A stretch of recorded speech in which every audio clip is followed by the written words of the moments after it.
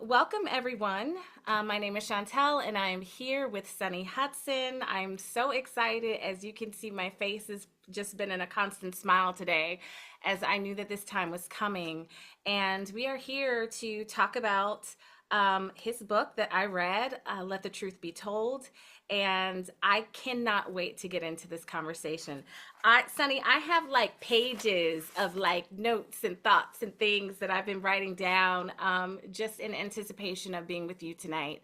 So before we get Fine. started, I just want to remind people who have not been here that this is a space. It is a gentle, nurturing space for people who are readers of books, who love talking about books. That's what this space is all about. And also for people who write books. So this is a really special night because this is the very first time that I've been able to interview an author. So, Sonny, you are a first. Thank you. I'm honored. Gee, it's the Thank first. you.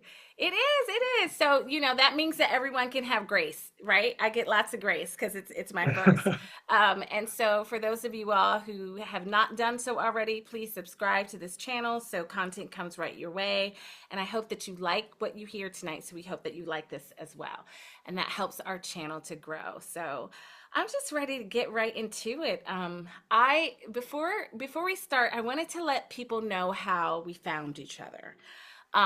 So I was about a couple of months ago, I think, right? I Nice. was About actually in Northern Virginia and I was wrapping up from a book club conversation about the book The Mountain Sings. Have you read that book? Yeah, it's a beautiful book about, it's a fictional story about like the Vietnam War told from the perspective of a Southern Vietnam family. And I had time to spare, which is very rare. So I decided to walk around and go shopping. So by the time Sonny saw me, we saw each other in the Barnes and Noble. He was doing a book signing. I had like bags that I was so manipulating. many bags. So many bags, y'all.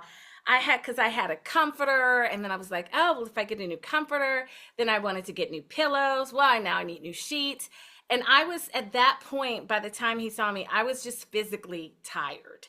I was physically tired, but I always love talking and meeting with authors, and I knew that he saw me, and but he was so chill, and you have a little charismatic smile that like helped me to like you notice, and I was like, okay, let me go to his table, let me see what his books are about, Well, and I then actually invited you over. It's like I felt bad for you carrying all those bags. I oh invited you to come sit yeah, your you bags did. by You my said, "Can you table, and sit?" I'd keep an eye Yes, on them for you such a so you could great shop. line. Such a great Yeah. line. You were like, "Can I take your bags for you?" Such a great line. And then that just started the spark of the conversation. And when I found out that his one of his works, I think your first one, right, that you wrote was, I said, okay, well, tell me about it, and he told me about it. But what made me want to read this first novel is that it was set in Charlottesville at UVA. And I happened to Mhm. go to UVA. And I was like, wow, okay, that's cool. And then it's a political thriller, which I love political thrillers. So Me I too. was like, okay, this is the one that I'm going to go with. And that evening, I started reading it and I could not put it down. So I really, really enjoyed it. I was surprised, and it was so good on so many levels. I'm going to get to that in a little bit, but I thought I just wanted to start off with just getting your background story because when I read your bio, I discovered that your industry is actually in tech. And I know you as an author. So how did you move from tech to being an author? How did that happen? Well, yeah, I was in tech for many, many decades, and I worked for some of the largest companies in the world, like Wow. AT&T and some of its spinoffs for Cisco Systems. Worked for a number of years as well. So I have been involved in technology, and in fact, I know as we talked about that day at Seven Corners, my newer books, which are more murder suspense thrillers, Yes. I happen to weave some of the technology into the stories there. Like you have to be a techno geek to understand it, but Right. some of the interest in how the stories and the murder mystery comes together is dependent on that. But the way I really got started in wanting to write a book was during my time, while I was living in New Jersey, working Mhm. for AT&T and T and its spinoffs, my job was to provide pre-sale technical support to our salespeople worldwide. And one of the things that the subgroup that I was in had responsibility for was creating a bi-monthly newsletter to explain the technology we were working on. And kind of techno writing, not exactly a novel, but as I got into it, it was like we weren't doing a little 3-page newsletter each every other month. We were doing like a 36 to 54 page Wow. newsletter at Wow. that time. So we were each writing multiple articles. We were doing some of our own illustrations. We were handling the publishing, the printing, everything, and it was distributed to about 6 or 8 thousand people on a bi-monthly basis worldwide. So it had a lot of people really resonated and were fans of this newsletter because it helped them in their job. Well, I got to the point where I enjoyed doing that writing so much, I didn't even care about the rest of the job, the stuff I had to do. I just wanted to write. So Right. from there, I decided I wrote a few short stories to see about entering some contest. And while I didn't do well with it, it just kept the You got the creative spark bug. going. Yeah. So then I said, you know what? I love reading Tom Clancy. I love reading Yes. Robert Ludlum. I love reading, political spy thrillers, as you talked about. I said, I'm going to write my own. And it took me a few years, but I finally found the right time around the time of the 2008 elections, Yes. really spurred me on. And I haven't stopped since. That is incredible. I love that how you actually, so prior to you writing the newsletters, what did you ever think about writing or No, I that was is one of those guys in amazing. in school and in college. I mean, I could write a paper, but I was one of those guys who waited till the night before, and then I banged it out, and I would get a passing grade. I was Right. fine with that. So could write, but didn't care about it. Never in a million years would have thought that I would want to write a book. I did read some, but I Right. wasn't a big reader Oh, either. okay. Um, and this again, it was strange, but it's this writing this newsletter that really stimulated the Yeah. drive to want to write. And in some of the books that I was reading at that time and since have spurred me on to keep on doing it and find so much interest in these genres. So I based on reading it, I would not have guessed that this was your first, I would Mm. say. And Well, thank you. that yeah, it's so and it does fall in mine. I was reading some reviews and like who people compare your writing to. And I'm like, yes, yes, yes, yes, yes. I definitely see the pacing was so good. Like there's some things that I think like writers struggle with. I'm gonna save some of those things for later when we're talking about the book that I didn't experience that. And I was like, wow, this is like his first, this is the first one. This is really incredible. So for people who knew you in your life, your family, your friends, your coworkers, and they know you as this, technical guy, and now you're like writing the book. How Right. did people receive that? Like, how was the reception of that? Were people shocked, supportive? In a shock, a lot of support, and especially more so over the last few years as I've sat down and started writing my Murder Suspense thriller series. In one way, of course, a lot of the people really embrace it and really like me for it is because I incorporate their names into the book oftentimes as Oh, characters. nice. People that I've worked with at different jobs and friends throughout life. And I do it with their permission, of course. And for Right, most of them, right, many it's their actual names. Sometimes it's a combination of someone's first name and last right. name. So they're invested. And some of my friends that I've worked with for many years, the main characters in my books are those people's names. And they're like, please tell me you haven't killed me off in the next book. You're safe. You're there. You're a main character. You're always going to be there. And so they stay invested and they also keep buying. So I love that. That's Yeah. great. That's great. That's excellent. Well, I can't wait to read, more the next series after reading this one. I really enjoyed just your writing style. And for this particular book, Let Mhm. the Truth Be Told, as I said, it's set in Charlottesville. Mhm. And actually, the main character is a UVA professor. And I just felt like I was back on campus. I Mhm. know the surrounding area as well. And it was just really detailed. even down to Bodo's Bagels. For those Wahoos out there, you know what I'm talking about. My favorite place is Bodo's. Yes, it's Yes. Bodo's Yeah. Bagels. I drive 2 hours to get a bagel sometimes at Really, Bodo's. Bodo's Bagels. And so all of that just was like, I think, because that was home for me for so many years as a student. Mhm. And then I also lived and taught there as well for a couple of years. It was nostalgic in that sense. And I really did um, love that aspect of it. But I'm curious as to when you how did you come up with the idea for the book? Why 9/11? That's what this kind of book is centered on. Why Charlottesville and why conspiracy and this trying to getting at the truth? How did that all come about for you? Well, let me start with why Charlottesville came about. And some of our closest friends happen to live in Charlottesville, actually in Ivy. Okay. And they both went to UVA like you. And so we'd spent a lot of time up there. We'd gone to many of the restaurants in addition to Bodo's, like I mentioned, Dooners, Yep. for example. Yep. They live right down the road from Dooners. But I love the horse country feel of that area.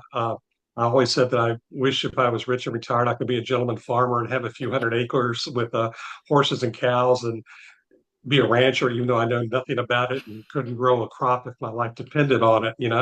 But I just imagine myself loving to do that. And that's how I kind of situated this professor. He was also a gentleman farmer, if you will, in Right. addition to being the professor. But part of it that actually kind of got me started down that path, I think, was as the election was approaching in 2008. That was the political scene was getting a little restless. Again, nothing compared to today, as you and I talked Right. about. But as Obama was coming on the scene, there was some tension there. There was a lot of tension left over from the Bush administration and some of what had happened there with the Iraq War. And admittedly, while I have been a big fan of President Bush after he left office and how he's conducted himself as the perfect ex-president in many Right. ways, Right. I was not a huge fan of his during his administration, or more accurately, his administration and some of the people he surrounded himself with. And I think the reason that kind of came up with me is that most of my friends were much more fans of his and his administration than I was. Mm. So it kind of became a little bit of a teasing thing as I started writing it, just to you know, get in their face a little bit. But Right. then as I started into the book, I was really started to get invested in it, really enjoyed it. And I like that whole idea of something's going to drive the action, and the idea of the conspiracies that are still going around from all through history. 9/11 conspiracies were still a very hot topic at the time of that election in 2008. And people wondering, is something going to happen on the 10th anniversary? Right. Again, those kind of things. So I think that's what drove it. And I picked UVA for all those reasons, made the main characters, the professor who was teaching this politics of conspiracy, that because of their research into the conspiracies around 9/11, kind of caught the attention of people in the government that would prefer people not be searching for that. Yeah. Correct. I loved all of that. I think like when I was reading it, one of the things that um, political thrillers have a high bar for me. Hmm. And I think because one, I am in the DC area. Hmm. So sometimes like people write stuff and I'm like, yeah, that it's so like it's not plausible or this isn't real. Like the research I feel like isn't there. Hmm. And I also spent time working in news on the network side for MSNBC and so for political shows. So I have a Hmm. lot of friends that work in government or work for the alphabet agencies. So there's like I think a level of knowledge that I come into books that are situated in political thrillers that Hmm. it's just like has a little high bar for me.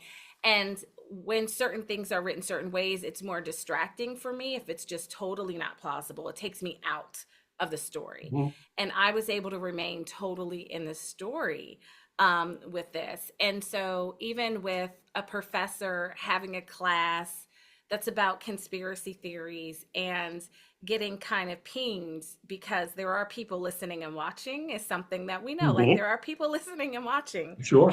and and so that felt like just very real. And I think that with 9/11 to focus on that, and just to piggyback on what you said, people we hold our breath around these anniversaries. It's something that's happened a while ago, but a lot of us know where we were when 9/11 happened, what Absolutely. we were doing. And around that time, at least I will say for me, it's always like a somber, like, a moment, like a bracing kind of wanting to get through, wanting to honor the day, wanting to get through the Mhm. day as well. So I really think that it was a good one to focus on, and that there are a lot of thoughts out there as to what Yeah, really happened, and do we know the truth, and was something covered up, and were we complicit at exactly. all? So yeah, I just really enjoyed reading it. So good. And I Right. think like UVA is, a little bit far from DC, but it's totally accessible, and as Sure. well. So that made sense to me. And so yeah, great. That's why I also wrap, some scenes that are in DC and Yes, Annapolis, as well as yes, the Tidewater, Virginia area yeah. into that because it's all, kind of one big, One big thing, and it's all kind contiguous of, area. yeah, Exactly. connected. It's all kind of connected in a way. So I And, really, one thing that I like about what I did there, I picked a person who was the main character, as he and his then later fiance, his mhm, girlfriend, as professors there at UVA. I didn't make him a professional spy. I didn't want him to necessarily be, and again, not that I, against the spy novels because I read them all the time as well, and I love the characters that the authors create, but mhm. I didn't want someone who can beat up and or kill every single person that comes along, and he's an expert at martial arts, an expert at weapons, an expert at that. He was competent, but he wasn't one of these people. He didn't know all the spy things, that others do in some other authors' series. I want. I always say that if someone is completely omnipotent, omniscient, actually, I guess, and infallible, that gets kind of boring. Yes, Whether it's the hero or it's the bad guys, if you will, don't want the technology to be or the people to be all knowing and all consumed and able to never be a mistake. right. And I was very careful to make that part of the point as this every man kind Every of man, that's what hero. I was about to Yeah, say. Yeah, he definitely was. They were every yeah, man, there wasn't anything particularly special about them. I also like the fact that they really had a great life and they enjoyed their life. And so it wasn't like something where he needed to prove anything. It sure, was a situation where he found himself caught up in a situation and they had to think themselves through it and risk sure, themselves through it. And so I really did. That was one of the things that I wrote about that I liked, was the fact that he wasn't like, some superhero or had these, skill sets and extra powers that special forces or things of that sure. nature. Just a He was kind of not like, Jason Bourne or he James wasn't Bond. Jason Yeah, Bourne or anything yeah. like that. And I think it helped me see myself like more in the story like that, if Mhm. in that way. And it helped just the excitement as I was reading it, and the angst. I had a lot of angst as I was reading through. I also want to say that I loved one of the things that I really, really think you did so well in this book, and it's a pet peeve of mine with thrillers in general. A lot of thrillers, they have the subplots of romance, Mhm. and I typically don't like those subplots. Sometimes, Sunny, I even skip over like those subplots because they're flat, they're boring, they're dry, they're kind of there because they need to be there, but I just do not enjoy them. I absolutely loved Keith and Lauren. I loved how you wrote them. I loved their relationship, their interaction. I love the passion, which was written so well. Like, and I also like the fact that, and maybe it's because before all this stuff happens, we get to have a feel and know them as Mhm. this couple and as this family. They have two dogs and as this like unit. And so I so appreciated that their what they went through, their relationship was tested and it was pulled in different kind of ways. But I really loved how authentic they felt as a couple. I think that's why I like them. They felt very real. And I struggle with feeling that from a lot of the characters, the love characters in the thrillers. So how did you? I, I know exactly what you're talking about, Yeah. and similarly, it's I also get distracted when I read an author who, instead of just saying something, they maybe take 3 or 4 paragraphs to say something. The color of the sky, the leaves on the trees, or whatever. They go into this almost poetic kind of writing for all this time, which just to me is just blah blah blah words Right. that aren't helping keep the story moving.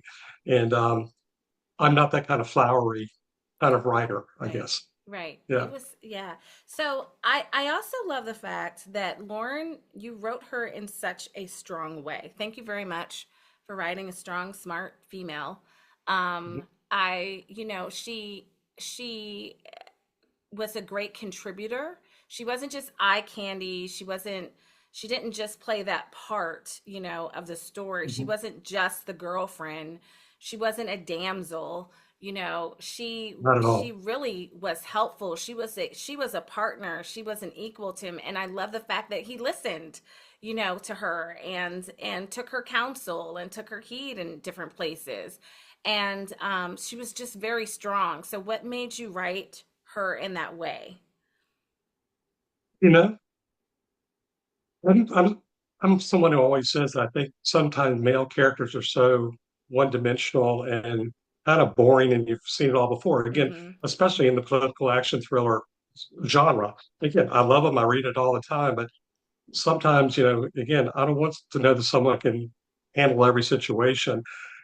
I like a strong female character. I think they're so much more interesting. In fact, my murder mystery series actually has the main two characters are a female FBI Oh. agent, a female investigative reporter. I that was intentional. I wanted a female lead to draw Mm. to lead the investigation in that series around serial killers. They're definitely not damsels in distress, right? Right, right. That gets kind of boring and cliche.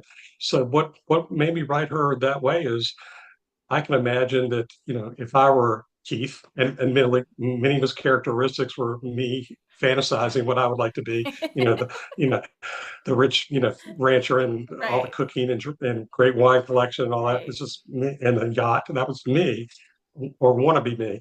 Um, she's the kind of partner I would want to have in right, something like that. right. Someone who's the equal in so many ways. Someone who's brilliantly smart in her Mm-hmm. own way. On that career track. As a professor, whatever it may be. I find them much more interesting than, as you said, just being the eye candy or the arm candy. Right, Someone there to support the hero. I wanted them to be on as equal footing as possible, and at the same time, want to be clear that she's no more the true secret agent than he was. They were just right, every man, every woman right. trying to stay alive. Trying to stay alive. Yeah, I really did like that, and um suffered a lot of, you know, went through a lot of things together. Like Yeah, went they through did. went through a lot of things. I also love that because they weren't spy agents, it's not their background. They weren't like, yeah, I know exactly what I'm doing. I also like that some of the choices that they made were not choices that I agreed with. Like, wait, what are you doing? Like, why are you doing that? Or why are Sure. you, risking to go like eat here or do this? And I think I liked that because they weren't experts. They were regular people who found themselves, or they are regular people who find themselves in this situation. And You didn't know that's fully life. what they were up against. I mean, they knew they were up against the bad guys, but they didn't understand what the bad guys, if you will, resources were, how Right. widespread they were, Right. what all their technology capabilities were, monitoring them, observing them, surveilling them, all those things. They just didn't have a feel for exactly what that was. They were smart enough on their own to know, like when they first kind of went on the run, that they left their cell phones behind. Again, I think the average person would know that, Right. but a lot of them would know a lot of the rest of what the capabilities were, the people tracking them, that they would have the resources to, have helicopters go up, satellite, oversight, all these kind of things. they wouldn't have a full appreciation for that again, because that's not their background. Their background is academia. So, Right. yeah. Right. What type of research or how did you like prepare yourself to write? Because I found that there was such great detail. It was so believable. Like writing about all of the, especially the parts of the people that had the resources and were tracking them down. Like, how did you come up with that, or how did you research things that seemed so realistic? Some of it was research. Admittedly, some of it was reliance on other stuff I'd read from other Mm-hmm. fiction writers. Again, the Robert Ludlums, the Tom Right. Clancy, or whatever movies I'd watched. So, admittedly, I pulled some from that, but then a lot of it was basic, early Google research to find out how the capabilities work. I also live in an area with quite a bit of military Right. and three-letter agency kind of Right. resources as well. So I can't help but know some of those people and people that I could bounce ideas off of and just check on concepts. Um, on top of that, I had some friends that I worked with who were experts on many forms of weapons. They often built their own weapons. Excuse me, they would give me background information on that. They would say, well, try to use this kind of gun that uses this kind of range, uses this kind of ammo. If you're going to have someone in a bulletproof vest, for example, it can't be the one you specified because that wouldn't stop the weapon that you're saying. These kind of details that I Ah, would have no, never known. yes, And so yes. it's good that sometimes you look around to your tribe and you realize you got people that have all kind of different levels of expertise on a lot of different subjects Mhm. that you wouldn't think would necessarily come into play. But as you're writing, you're like, I need someone who I knows need this, it. Yes. and I know Yes. someone. Yeah. It was great. Yeah, That's great. So from the names of some of the characters to details, especially like granular details in your book, it was a real, community effort. It seems like that's book, and I think that that's awesome. And it felt yeah. like it came across to me as nothing took me out of the story. I think that's the hardest thing for like um thrillers, and it's sometimes, and even mysteries, detective stories, sometimes things that are like, oh, that's not plausible, or that's not, that wouldn't happen that way, can really be so distracting. But I was able to just sit completely inside of it from start to finish. So it was, I really I love was that. like, how did Thank you. he, like, what is his background? How did he, like, what research? How long did it take him to like figure out all these things? So that was like, as I was reading it, I was like, wow, this Well, is really it good. did take quite a bit of research on one of the things that Keith and Lauren were trying to do was dispel these many conspiracy theories about 9/11 Mm-hmm. in their search for the truth. And as they said, sometimes some of the conspiracy theories that are out there or reported at least to be sort of false flags that are put out there to keep people away from the truth or to keep them distracted. And we've all heard many of them, everything from thermite explosives in the garage level of the World Trade Center that Right. took it down, Down. not the planes. There's conspiracy theories that say that a plane never hit the Pentagon; it was a missile. Right. Even though again there's hundreds of witnesses, but I took a lot of pains in researching those conspiracy theories to then either find what is out there that sort of helps dispel them, or in, in my own mind, dispelled Mm-hmm. them, as in, like, again, a plane hitting the Pentagon. Why weren't there a lot of remains found? Well, it's because it's a very big, very heavy, very thick building with a plane that's coming very fast, and the aluminum basically just crushed Crushed it. itself. Yeah. It's not like you would find an intact plane after hitting something as Right. sturdy, if you will, as the Right. Pentagon. So a lot of these kind of theories, conspiracy theories, I was trying to dispel again in their search for the truth. And I thought it was important to try and be as straightforward and as accurate as possible. That out of respect for the horror that was that event.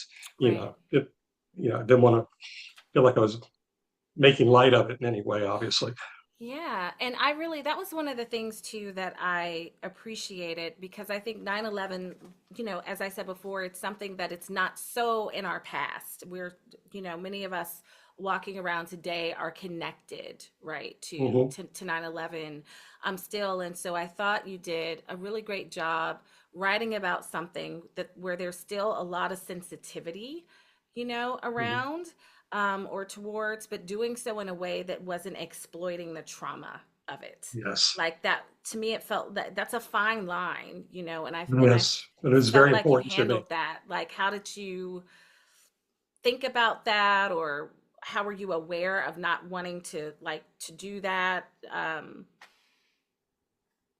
That was a very fine line, as you said, but it's something that was critically important to me.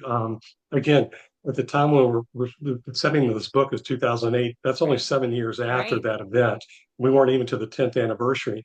And as I think about it today, we're almost a quarter century past that event.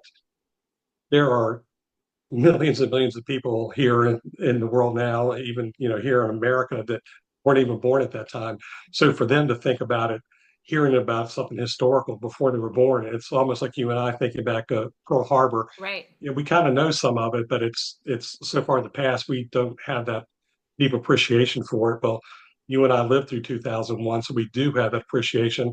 It was critically important to make sure that it was done respectfully and not to exploit it in any way, and to make sure that it could be accurate and not for anyone who did suffer through it or suffered a loss through it, that they didn't look at it as something that dredged up even worse memories.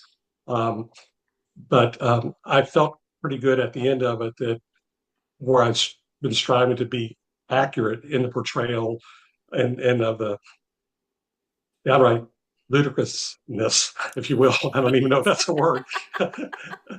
it is I'm a now. writer. I don't know if that's a word or not, but it kind of Right, fits.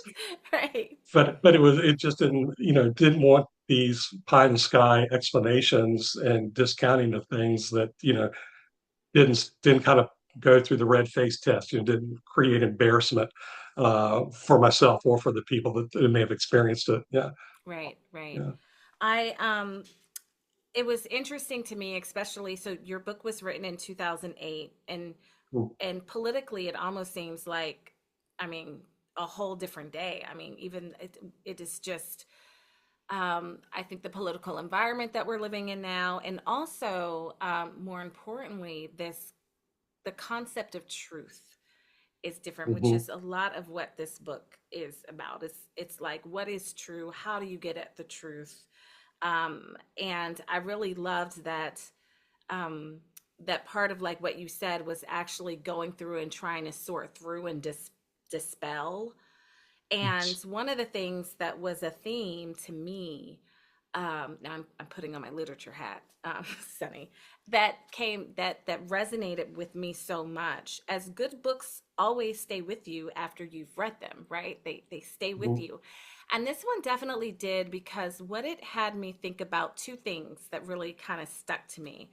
One, that it was situated on a college campus, Mm-hmm. and campuses and college are places where, thinking happens, and, thoughts can get provoked and stirred, and you're having these your mind is expansive, right? It's places where there's intentional expansion of thoughts, that Mm-hmm. happens.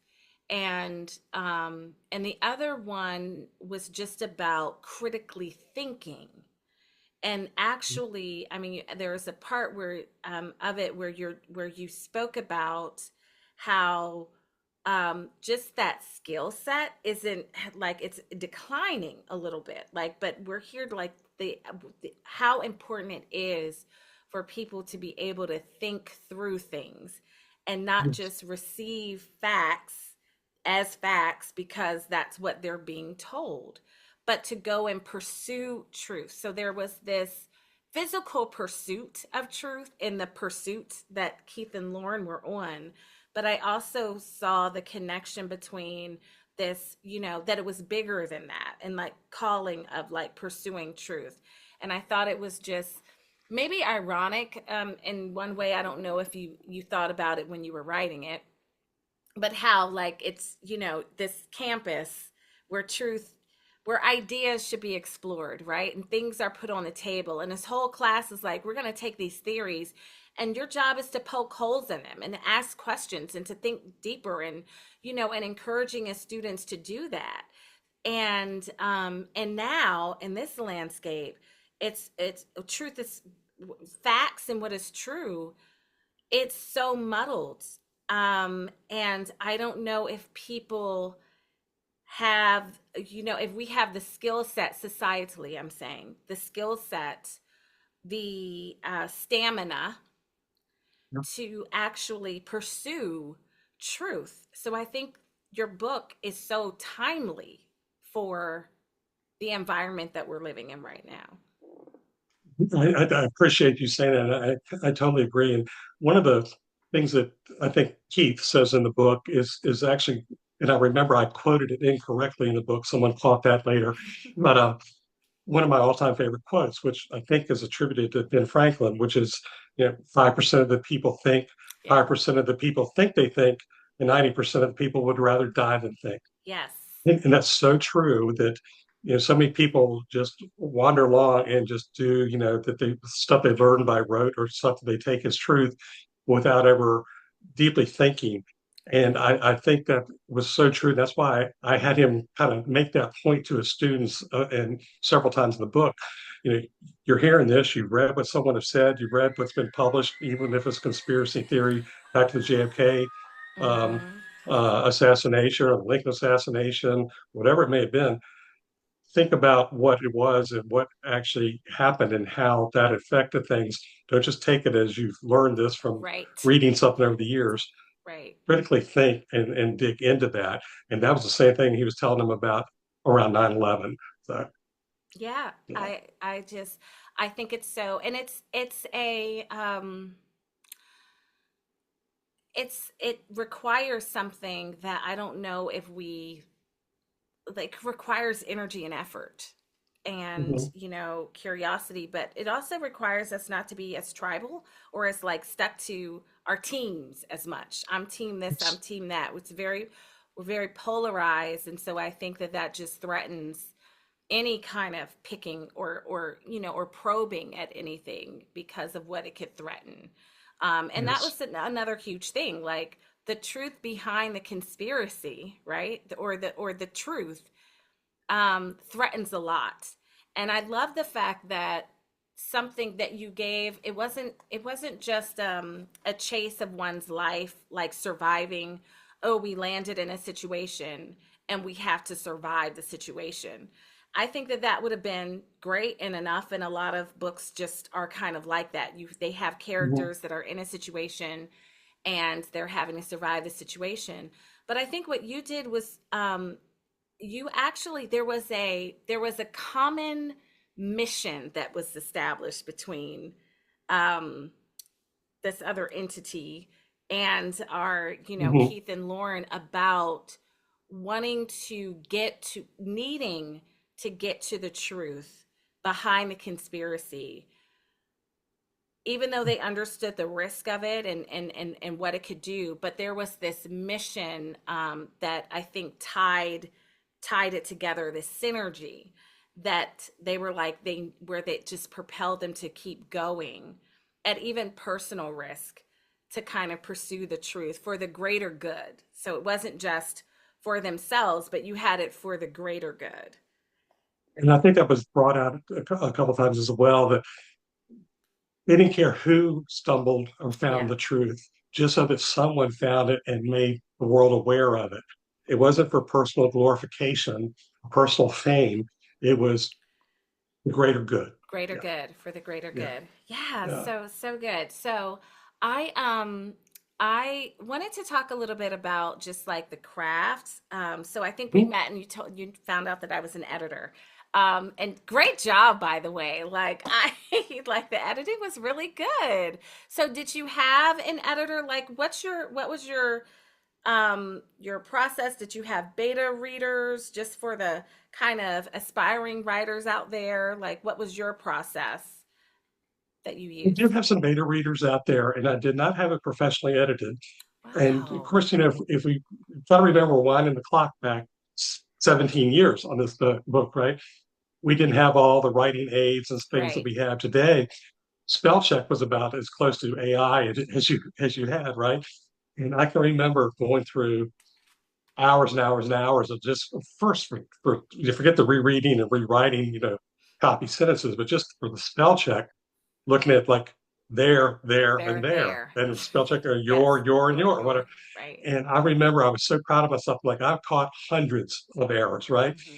And then after I published it, I gave it to one of my close friends who's been a beta reader on everything, and he said, "I caught an error." I'm like, "Okay," I was getting really kind of pissy. And I caught an error.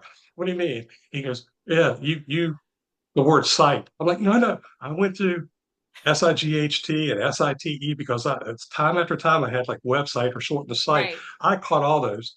He said, yes, but there's two different places you talked about citing a passage in a book, CITE. I Right. went, had not even dawned on me to check. So thank you that you think it was well edited. Every I time I still read the do. book today or I open it and look at I look at something, I'm like, oh, I can't believe you missed that. I can't believe you Yeah, missed that. I do. I think that happens probably to everyone. I've not written a book yet, so but I imagine that if I did, there's that you're always constantly kind of, seeing where you can improve. But no, I was, that was, I wanted to just give you that feedback. I thought it was that it was well done. So, what made you go self-publishing, the self-publishing route? It's a very daunting endeavor to self-publish. So, was that your first choice to do it that way, or was it a choice that you then kind of went into? So, talk to me about that. And I kind of fell into it. Of course, like every writer, uh, I was naive enough to think, oh, I'll write this and someone will surely want to publish it. So I found this isn't always true. But, again, putting ourselves in the Wayback Machine to 2008, at the time, it didn't have all the tools and applications that are available today to find agents and editors and stuff like that. Right. I actually had to buy hard copy books that I still have on, like a dummy's guide to do self-publishing. I had to get a book that was a guide to agents and publishers, but bought at Barnes and Noble. Now, any book that's already in print means it's already out of date, right? When it comes to who someone works for, what kind of Right. books, manuscripts they're looking for, all those kind of things. And also, again, it's 2008. Not a single agent or publisher would accept anything by email. They were so far behind the technology curveball that you had to send a regular letter in an envelope with a self-addressed stamped envelope if you wanted a response for them to respond to you to say, Yep. "Oh hell no," Those were the yeah, days. go Yes. away, Yes. don't bother me, Right. kind of Right. thing. I did send to 35, 40, 50 agents Hmm. and did not get a reception of anyone that wanted to take it on or try to publish it. That's when I made the decision to self-publish. Good for you. In the end, I was very happy that I did. Yeah. Um, but it was since then with other books, I've tried to go the agent route, and I've had a few times of people saying, "Yes, let me see your full manuscript," or "I might like to represent you," or a small publisher, so they want to do it. But there was nothing, quite honestly, that they were going to do for me that I was not already doing for myself. I would have paid them a lot of money to do certain things, but it still would have been up to me to do 95% of the marketing. It still That's would have been up right. to me to do 95% of this and that. I'm not seeing nowadays, yes, I would take a trad publishing opportunity if it came my way. I'll fully admit. But if it doesn't, I am fine with the self-publishing route in for most aspects of it. The only thing I wish I could get into more bookstores because yes, I love going out and doing the book events and signings, but Hmm. I can't be everywhere at once. When I am out there in these stores, sales are very good. I just can't be everywhere at once to do it. Right. Uh, but it, I'm still happy with it, and it gives me a lot of freedom and control on deadlines and such like that. The Yeah. pressure is all on me that I put on me. That's right. It's changed a lot over the years. So I used to work for Barnes and Nobles actually, gosh, maybe like 17 or 18 years ago now. And I was the person that you would have worked with to set up your book signing event. And Mhm. I sold bulk books for Barnes and Noble. So back then, they didn't really want to work with a whole lot of indie authors because some of them knew how to, like, that you have to really market your book. Some of them relied more on or wanted the store to do a lot of it. Sometimes it wasn't as good of a partnership, but I really enjoyed working with self-published authors. In my experience, felt like they had more energy, more feet in the game than working with publishers or agents, that Mhm. kind of did. And I learned a lot from supporting books from that perspective. And you're right, there's a lot of marketing. I think that people think, oh, I have a book deal. And it's like that agent, that publisher's spending like this amount of time on you. And then they're on to the next. And so I think a lot of authors that do get a contract or that do get, published in a traditional way, some of them don't know or they don't realize the work that they really need to put into it to market that book. And I think that that's probably a benefit. Someone that is doing the self-publishing route, you automatically, that. And you get your kind of, you learn how to do it. Yeah. If you have a great career, like John Grisham, a David Baldacci, a James Patterson, obviously the big traditional Obviously, yes. publisher, Yes. they handle the marketing and the publication. They do a great job, and God bless them. Those authors all deserve it. They've got a great product. And they've done a lot. But I also know a lot of people who are saying they get in traditional publishing deals that they still, if they want to do a book tour, they're doing it all themselves out of their own pocket. They're Yes. doing every step of it. They might get a few books in a few bookstores, but that without doing it themselves, that's been about it. But the other truth nowadays seems to be both for fiction and even maybe even more so in nonfiction. If you think a traditional publisher is going to pick you up, the first thing a traditional publisher is looking at now is how many followers do you That's have on right. Instagram? That's How many followers right. do you have on YouTube and That's TikTok? right. If you don't have 100,000 of this or a million of that or whatever the case may be, it doesn't matter if you're, especially even nonfiction, you're the best expert in the world and you've got the best story to tell. You don't have the following, you're not getting it. And that's been something that's started a few years ago, but it's accelerating now. Again, as social media continues to grow in its Exactly. influence. Yeah, Yeah, because I think that Book Talk and BookTube, things like this have done so much for the book business. Some people, there's a debate on the harm or the good, how much harm and good that hmm it's having on it. And I think that there's healthy room for debate for that. But one of the things that it is doing is it's almost like I'm not going to say a revitalization of books, but maybe like a revitalization of books. And there's energy and synergy with just people centering conversations about books more is helping to drive book sales. And it's something that publishing companies are really, looking at and having to take more seriously within it. So you're absolutely right. I can definitely see a big change from then to now, like wanting to yeah, know how many followers that you have. And I think if you're not that type of person or you don't have that platform and you've just been focused on doing the writing but not thinking about doing any of the marketing, it sets, yeah, you're kind of set up in that way. um yeah. and I also find that when I was in the book publishing in that way, or in the book world, those years ago, there was a different type of stigma with self-published authors than there is today. And that's totally different. Do you feel that? Absolutely. Let the truth be told, there was not a lot of options like there is today. Again, today you want to write a manuscript and upload it on, to ebook on Amazon, Kindle.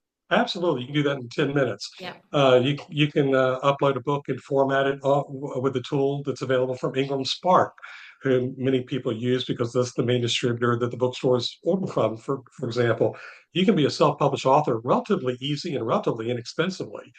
Uh, but back when I did Let the Truth Be Told, there was some companies that were more of the, if you're being polite, you call them hybrid publishers, but more Yes. accurately, we're probably vanity publishers, Yes. Yes. and that's who I went with. And they would offer you marketing, they would offer you product placement, they would offer you all that. Make your bookmarks and little postcards, and Hmm. you spend a lot of money and get not much for it. And it's a company that nowadays people will look down their nose if they thought you were going with them. They still exist, but very few people use them. But they were one of the only, well, one of the few options back then. Today, there are so many ways to go, so many small publishers out there. Again, some are, admittedly, they might be called vanity publishers, but they're not necessarily bad publishers. They may be very good. They're just saying, we'll help you get your book to market. Just come to us. We'll help you with the editing and all that. You'll pay us to do it, yes, but we'll be upfront about what it costs. But we want to help you get it out there because other bigger publishers won't. Right. So Right. there's so many paths to go down, which is why I think we see just probably literally hundreds of thousands of books coming out every single year. Every year, Yeah. yes, Yeah. every year. And that's such a great thing. Like I think it's such a great thing because the gatekeeping is different. It's a wide open field and people are like, I want to write and I have something to say.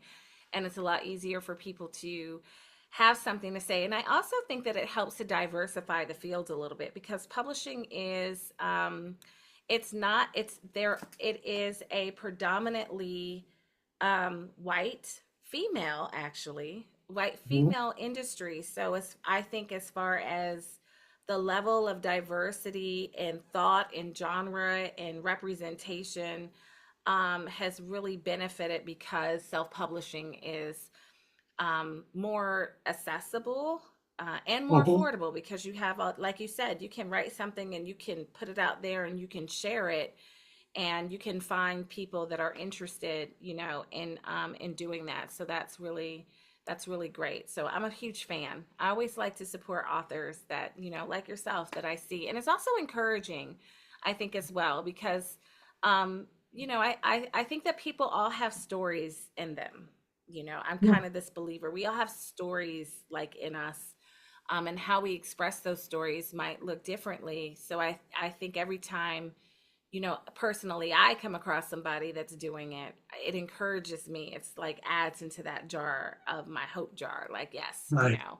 and I can as well, and just getting out there and doing the work. And it's the writing and it is the marketing, of the work. So I want to talk. I have not read this series, but I'm definitely going to read this series that you Mhm. have, which is so tell me about like this series, how things change from you. Like you have your first one. It's almost like having your first child, right? Have your first child and you're like, "Oh, they can survive if they eat something off of the floor." Like like, "Oh, I'm number 4. I'm the baby in my family, and my parents had me. I was a surprise in like 40s, and my mom was like Right. 39. So by the time I came along, like my sisters are like, yeah, mom and dad were a lot chill, just like a whole different kind of parent because they knew, Right. you know kind of what's going on, what to expect. So how has it been different for you from your first to your fourth, right? You have 4 out. Yeah. So yeah. Yeah, well, it's a lot different. Again, you see a lot of more applications out there to make it easier to do some editing of your own work, to do some formatting of your own work to get it ready to publish, if you will. You see a lot more places that are willing to, again, we talked about like self-publishing Right. paths that you've got available. Also see a lot more books out there, like you mentioned.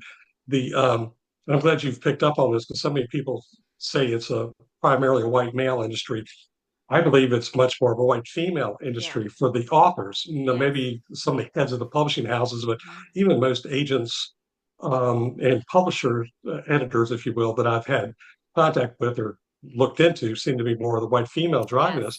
So we're starting to see so many more opportunities for BIPOC authors, for Mhm. LGBTQ authors, for people writing stories about disabled and stuff like that. As you said, that's a great thing to get those stories out Yes. there. Let people be heard, but let people who are maybe of the same, let them be seen. They see themselves in some of what these authors are writing. So I think there's more people that are open to those kind of things. I think that's great in the world.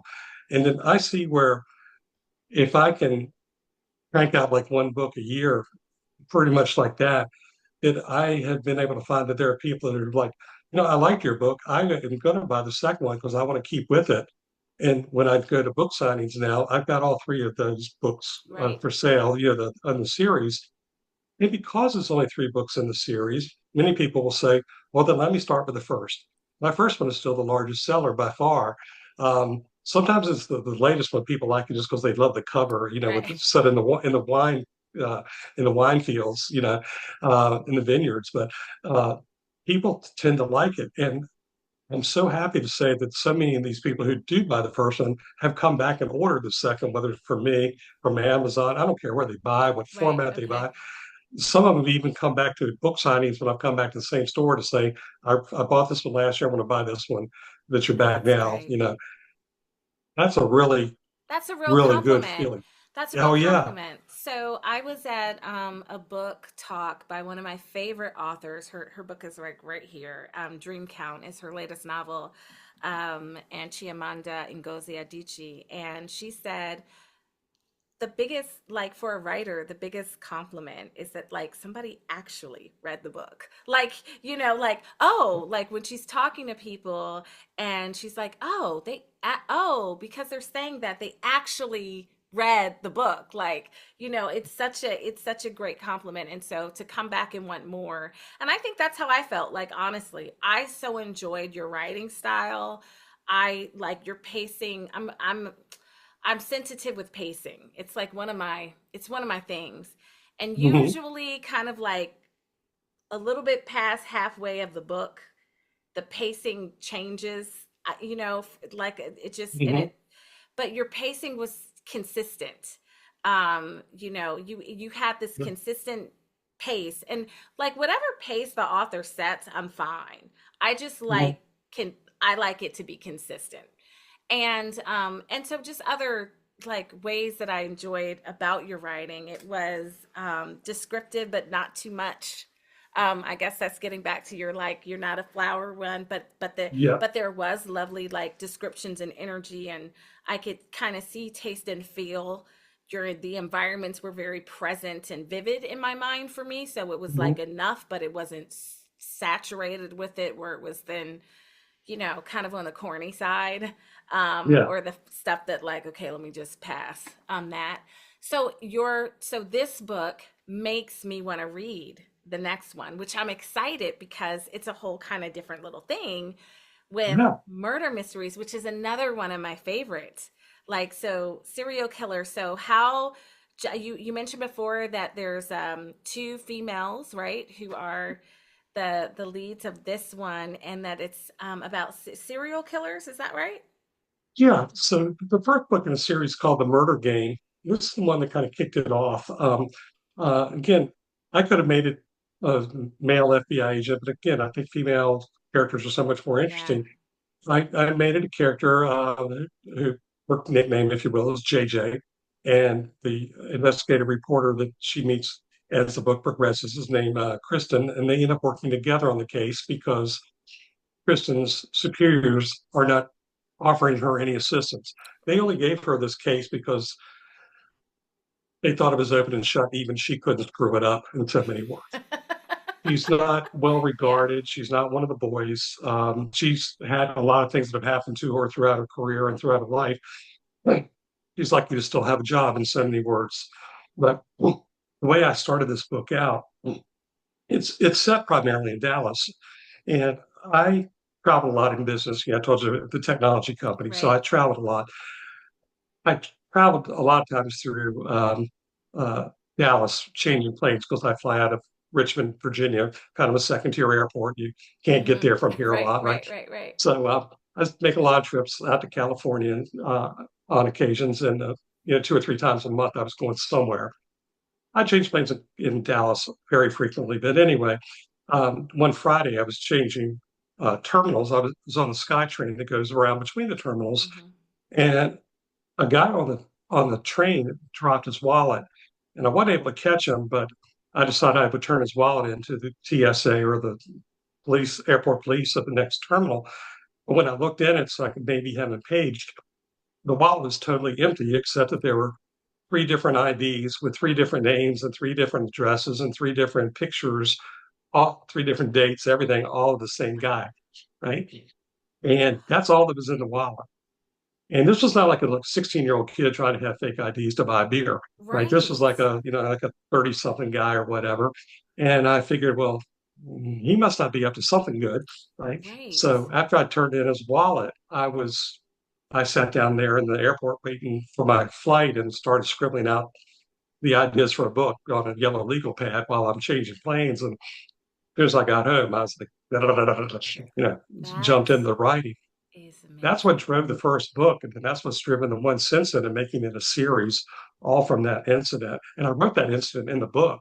I mean, I fictionalized it and Right, made it a little right, bit more, right. um, but uh, but it's what started the action. It's what started me down the path of that series. Yeah, That is yeah, incredible. That is yeah, incredible. Wow. I love yeah. that. I love that. We find our inspirations in the weirdest places In the sometimes, right? weirdest A places, lost like wallet. Yeah, a lost wallet. yeah. That is a great thing. I read that in your bio that you're part of a writers group.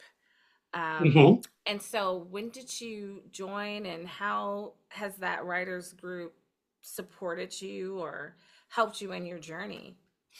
Well, I actually joined them the first time, and I brought out "Let the Truth Hmm. Be Told." I was a member for a couple of years, and then I got away from it. They're a great group based out of Richmond, Virginia. They have about 450, 500 members now today, I believe. And I try to, join as many things as I can, go to their Right. conferences, some weekly calls with them, et cetera. I found it very good to find people to bounce ideas off of, to hear their challenges, their stories. There's almost any situation you can think of, you're going to find somebody in that writers group who's been through it. And what I really find satisfying now, I feel like I want to be a teacher or something. And sometimes I'm the one who's got the answers for these Right. people, what I've gone through, what I've experienced, good and bad. I tell them, don't look to me like to be the one who's, again, the next David Baldacci or John Right. Grisham. I don't have that level of success, but I've learn some lessons along the way, what works for me, what doesn't. Maybe you can take something from that, save yourself the heartache. And I find that very satisfying as well. But there's so many people with that same mindset in that group. So I find it really, really good.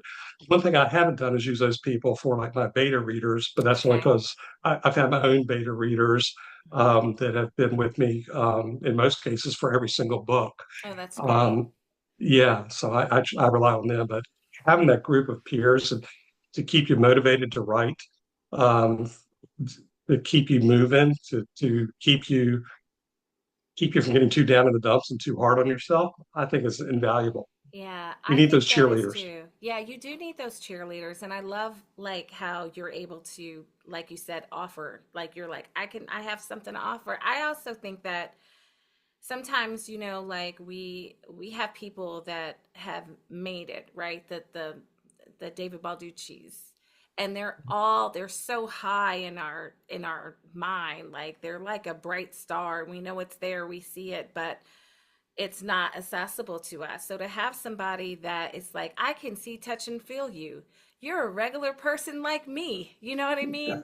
And if you can do it, I actually think that that's even more inspiring, actually, and so important to be able to offer that to people. And because it's just more helpful. Like, yeah, if you can do it, I can do it too. And you can have those conversations and get your questions asked, and you're not able to do that with many of us with like our authors that we love, and but so I think that that's really really important to be able to do.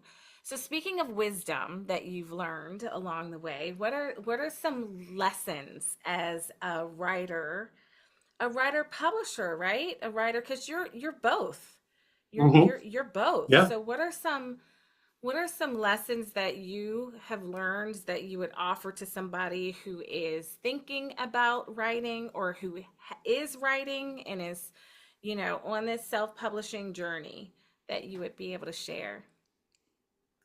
Well, a lot of people say just write.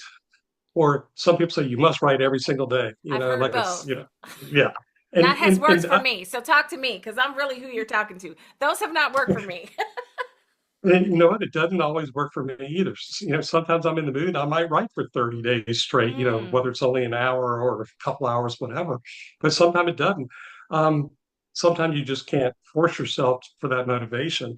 Maybe it requires, let me step away for the day for a couple of days. Maybe I need to go on vacation, do whatever it may be to find that frame of mind to be productive. But at the same time, once you are being productive, even if you don't think you're writing something very well, just get it down. Don't try to make it perfect now. People tell you all the time, just get it down. Then you're going to edit it. You're probably going to rewrite it 15 times anyway, whether Right. an editor tells you to, or you just know yourself you need to rewrite it. But don't try and make it perfect as you're going through. Um, I try to, I have a habit, again, I'm not saying that's right for everybody, but before I start the next chapter, I'll usually go back and reread the chapter I just finished or two chapters I just finished just to see if there's anything that I might catch, Right. might reword, not deep editing, but also I look for the continuity.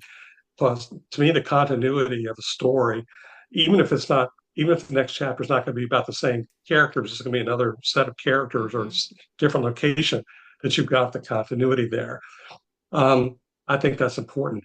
The other thing people talk about, again, I'm sure everybody on this call has heard it, some writers are pantsers and some are plotters, right? As Right. in Right. seat of the pants versus Right. the plotters. Right. I've been both. Um, for good and bad. The last book I wrote, Blood and Vengeance, which is the third book in the series, I was totally pantser. I didn't plan out much of anything. I struggled with it. Um, I think it came out pretty well. I Mm-hmm. like the story now that it's done, but I struggle with it. So I decided the one I'm writing now, which is the fourth book in the series, I'm plotting it out. You're I plotting it wrote out. out Okay. I wrote six, here's 69 chapters I planned out. I wrote the summary for every chapter, 69 chapters. E- Really? Even that's like 10 or 12 pages of notes. And while I should have had it finished by now, I'm only like one third the way through because there's been a million distractions in the world. There's been a million distractions Yes. in my life, etc. It's Yes. kept me from feeling like I could do it justice. I'm only now starting to feel like I'm starting to get back in the swing of things. Mm-hmm. Maybe haven't written 5,000 words over the last week or so, that I'm starting to feel a little bit energized again. I probably could have plotted, bad choice of word there, plotted as in fought my way through, working over the last few months and been further along. But I got a feeling, even if I had it planned out kind of what I wanted in each chapter to be, I think it would have been very choppy, not had the continuity. And the ideas I've had since then by setting aside that I've kind of used the outline as a jumping off point on some chapters to maybe take it a little bit of separate direction, or maybe ingrain a little bit of what's going on in the world today, Yes. um, especially in America, into it, not um, let it be like little bit of sunshine, everything. Some of the darkness that's in there is part of the investigation. I don't know. I Those are can't some wait of the to things that have been read it. wisdom for me, but That it's like you just find just find what works for you, but just don't try to make it perfect to start with. that's good advice. That's good advice. Yeah, I think especially for people like myself who struggles with perfection. Um, that's I've always like struggled with perfection, and even like this channel, it's like I it was just start. It's okay if it's not like perfect. It's okay. I think like sometimes the wanting to have things done in a certain way, whatever that looks like for people and what they're doing, can be such a barrier to the just starting and just kind of going You on the are a journey. brilliant Oh, conversationalist. thank you.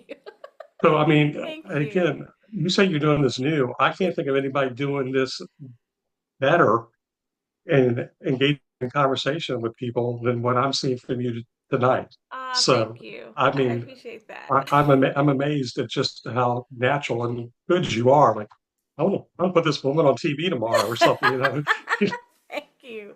I appreciate that. I appreciate that. Well, it helps to have something really that you're really excited to talk about. Let me tell you. I think it would be really different if I was like struggled through it or if I set it down, but I am so excited to read the first book because I am starting with book 1 in the series Mhm. and to get to know, and it's right on time because it's summer and I really love. I have like reading like books that I like to read in different seasons. So in the Hmm. summer months, those are like my political thrillers, my mysteries. And mysteries are harder for me actually because I like good writing. Like in all Hmm. things, I like the writing to be good. So I like and I love mysteries and I like to like the psychological. I like the psychological aspect too of like kind of that you can sometimes have depending on how the story is taking place within it. So I'm really excited to read. What's the name of the first one? It's What is the murder game? the Murder Game. Great title. Yeah, second one is called Glitz, Glamour.Murder, and then Blood and Vengeance. And just a point of clarification, for you and your listeners, but um, sometimes people throw the genres around in Yeah. different places, use the same words interchangeably. But I try and use the word like a murder thriller or suspense thriller as opposed to a Mm, mystery, only because okay. to me, a mystery is like a good old episode of a Scooby-Doo cartoon, right? At the end of the Right. thing, they pull the Right. mask off, and it's the lighthouse keeper. You didn't know who it was supposed to Right. be. That's how mystery books kind of are. You don't know who it is. In my books, you do know who is the bad guy. It's more Mm, about the process of catching them and what they do along the way. yes. Uh, so again, I'm fine if people call it a mystery, but I also want them to know, like, if you're hoping that you're going to get that surprise on the last page of who actually who done it, Right. who did it. Suspense It's thriller. that's more of a I suspense love it. thriller So as it you're goes you're there. you are thriller writer, suspense, political. I love it. I Yes, love it. I'm here exactly. for it. I cannot wait to read it. I've so enjoyed our time together. I want to end with a little fun game, a little bit of Okay. rapid fire, but it's a literary rapid fire thing that I have Put me on the created spot here. for You see how you slow my tonight. mind But is, it's huh? not like it's not trivia though. It's not trivia. It's not trivia.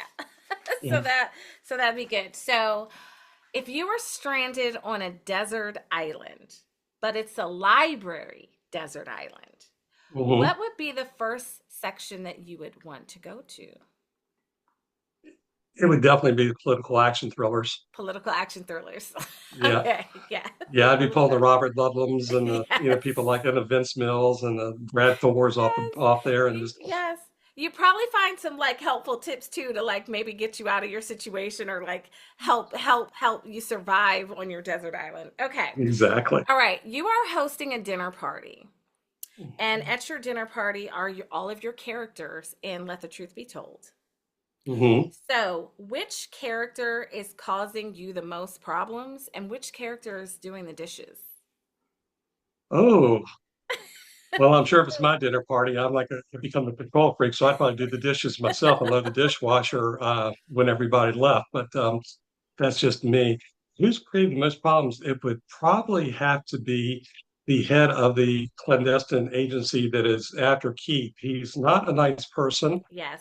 He thinks he's a patriot, like so many people do. They think they're patriots when they're actually a little bit towards the psychopath, sociopath bend. Yes. Um, I think he would definitely give me problems, but I would really love to have a dinner party and be able to sit with Keith and Lauren because he's living my dream in so many ways. I would just love to just be Yes. picking his brain, Yes. and sucking up to him to take me out on his boat and everything. Yes. Okay, so who would be washing the dishes? So you're not doing the dishes, so which character would be washing the dishes? I want to see if like Um, we pick the same character. oh gosh, there is one of the characters that was from the group Let the Truth Be Told, which was Mhm. the conspiracy group that Mhm. Keith and Lauren were aligned with, whose name quite honestly slips my mind now, but he was a little bit odd. He was the mathematician who's a little bit Yes. odd. I think I'd have him doing it just because I would have probably enjoyed his company enough during the rest of the dinner party that I like to get him out a little bit. Get them out a So little bit. yeah, go in there so you can load my dishwasher here and Right. scrub the pans. So I had Ed as the problem. The Mhm. one that would cause you just have to do a little bit more management, a little bit more hand holding so you can kind of Yeah. get everyone safely through the dinner party, right? Yes. But I actually had his wife as the one loading the dishwasher. Was it? Oh, His wife, yeah.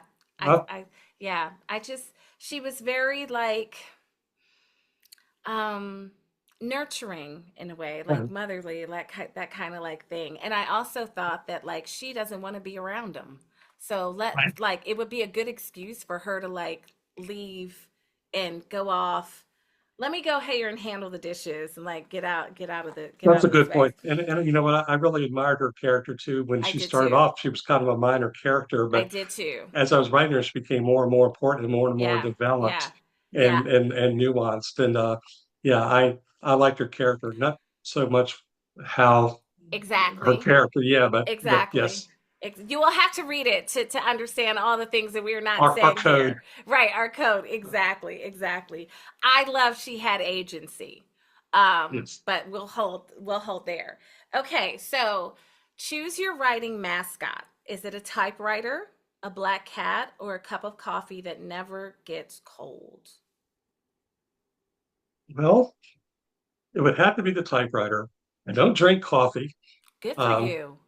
Yes, I might would if it's a Coke Zero or a glass of red wine, you might would have I would have might change my answer. Yes. I'm not a cat person. I'm definitely a dog person. This is one of the rare times you would see my office without my dog laying right Oh, here beside me. yes. Um, but so I would have to go with the The typewriter. typewriter. Okay, I could Yeah, see that. I could see that. And I did think that you were a wine person. With the lots of Because Keith and yes, Lauren were wine people. yes, That he they was were wine also people. like the oh, Exactly. yes. Exactly. This is all little Exactly. bits of me that I kind of interjected. Yes. Yes, I love it. Okay. If Let the Truth Be Told were adapted into a movie, Hmm. what would be so I have kind of like a it could be a two-parter, but you could also answer in the same one. Like, who would you want casted, like your dream cast of Keith and Lauren? Do you have any ideas? When I wrote it, it probably would have been different than what it would be today because those people are probably too old now Mm-hmm. to do that. But I think for Keith, I'd probably look at Glenn Powell, Okay. um, and for Lauren, I'm not sure exactly who I would choose. Part of me wants to go with someone who's new and young and hot, Mm-hmm. like Sydney Mm-hmm. Sweeney, but she doesn't come across to me as a character to be as studious, if you will, or professory Right. as her. So, I mean, Right. nothing against her. I think she's great at what she does, but I'm not sure who it would be. Um, Gosh, I know back in the day, I had a few ideas in Who case lightning never struck, and I had to find the star. But you know. But now, I'm not sure who it would be on the for the Lauren. I kind of Who like do you the think? idea of I kind of like the idea of Lauren being new talent that we don't really know. Well, that's a good one. I kind of like that, just this like a fresh face in a I space love that. for a fresh face, an actress to get out there and to know. So I liked that for Lauren. And I also think that for an emerging actress, that um, so I also acting is in my background too. So this I've been thinking about this question because it's a challenge and it's a stretch role. It would be for I think for an actress because she's not just the pretty girlfriend. She Right. has a lot of substance to her. She has a lot of agency. She brings a lot to the table. And But some she's physicality at times physicality, in the but yeah. she's like some women. I'm either this or I'm either that. I'm either the strong, tough fighter, Hmm. here, hero type person, or I'm the dutiful, doting, soft, accompaniment. And she doesn't fit in those boxes to me. So she really is, she is strong and she is soft. She is nurturing and she is, a badass, and her, she's tough. She's like a really good mixture of all of these different aspects of it. She's fearless, she's a risk taker, but we also see her like afraid as well, like, scared and like. She should have been. Yeah, Right, yeah. exactly. So she's all of these different, she's very dynamic, and I think it would be a great role for, Mhm. a new talent to play because of Yeah. that. So, yeah. Is there anything that's a non-negotiable if you got like a, hey, we're going to do your movie, and if they wanted to change a certain, like if they wanted to change anything about it, and what would be a deal breaker for you? I'm not sure there'd be anything that would. I know a lot of authors are like, they're very protective of their work, even if they're Yeah, being paid, huge money to do it or even be a part of the screenwriting or whatever. I can't think of anything up front that would be. Um, I I think though, if they kind of changed Keith and Lauren's character to make them where they were doing this for selfish reasons and they right, were not genuinely good people who were just caught in a scary situation, or they tried to make him too much of a Jason Bourne, if you will, right. change his career to be that. That to me would be a deal breaker. And again, Jason Bourne's one of my favorite movies ever, Me too. but I didn't want the Keith and Lauren characters to be in that mold. Right, right. Yeah. Yeah, I think I'm glad you said that because I think that if they did change his background, Hmm. to be more of like a Jason Bourne, it changes the feel of the story, changes it, changes it Yeah. a lot. So yeah, and I think it's perfect just the way that it is. So thank you so much for spending time with me today. I'm still smiling. See, I I'm love it. still smiling. I'm still smiling. I'm so happy that we were able to connect and have this time together. And I encourage everyone listening to immediately treat yourself and get this book. Let the truth be told. You can find it wherever. You can find it on Amazon, Barnes and Nobles, right? And Mhm. also on your personal website, right? Do you sell from there? Yes. I do. Um, Yeah. yeah. And you can also follow Sunny. Where can people follow you and find you? Share all your good details. Well, I'm on Instagram as Sonny Hudson author, and I'm on Facebook as Sonny Hudson author as well. But I'm on more Instagram than I am on Facebook. My website is sonnyhudsonauthor.com. Okay, again, no tricky Sunny stuff Hudson, here, right? author. Right. And we will have all of Author.com, yeah, those linked in our show notes below so that you can exactly. can And find them. one thing I'll mention as well, whatever format you like to read your books, if you like to read hardbacks, paperbacks, or whatever, they're all available. If you like to Okay. read, if you like to read Kindle, which I do, again, part of when I used to fly, a bazillion miles every year, I read a Kindle, and that's so I Yeah. still do. It's available on Kindle. If you're a member of Kindle Unlimited subscription service from Amazon, for example, all of my books are part of the Kindle Unlimited subscription, so you could read them there. But people ask me all the time, Sonny, which should I buy so you make the most money? Right. That's very nice. One, I don't care in the least. I don't care. Read whatever format you like. I'm thrilled that you want to read it at all. And I appreciate that people buy it whatever format that they like. I understand if you're going to the beach, maybe you want a paperback, that's fine.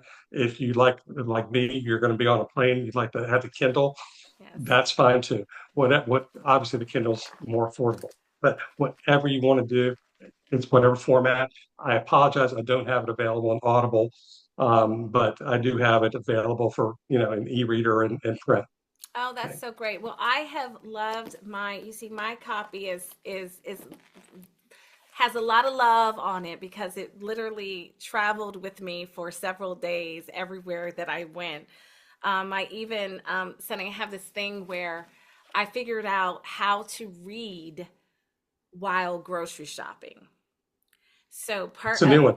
yes, I like have this whole situation. I set my cart up and I have like in the small section and I'll like have my purse and everything and then I get binder clips So I clip binder clips and I could sit and read, especially when it's like I can't stop doing what I'm doing. I have to like finish a story. It was so captivated me. I do that and bless my family because they get what they get when I get home. Like I'm half like paying attention. But that is how I do my shopping. I enjoy that. So I encourage everyone go out, get the book if you want to start with this one that we talked about tonight or the suspense thriller series. I am going to be getting that.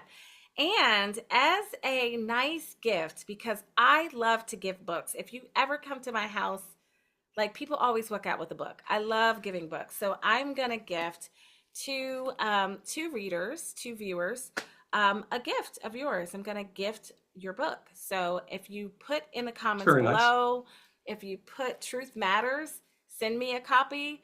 I'm going to do that. I'm going to pick two people to do that. So Truth Matters, send me a copy in the comments below, and you might receive a book from me as a way to say thank you for watching and listening, and as a way also to say thank you for writing this, and for also saying thank you to agree to come on my channel and be my first. I I just loved it. thank you. It's been a good time. Thank you, thank you, thank you. Well, until next time, you guys, I hope that you stay cool out here in this hot weather. As always, that you stay reading. And again, if you haven't done so already, please remember to like and subscribe and ring the bell. And we will see you, or I will see you next time. And you all will be seeing him through the book and following him. So thanks so much. Bye. Bye-bye.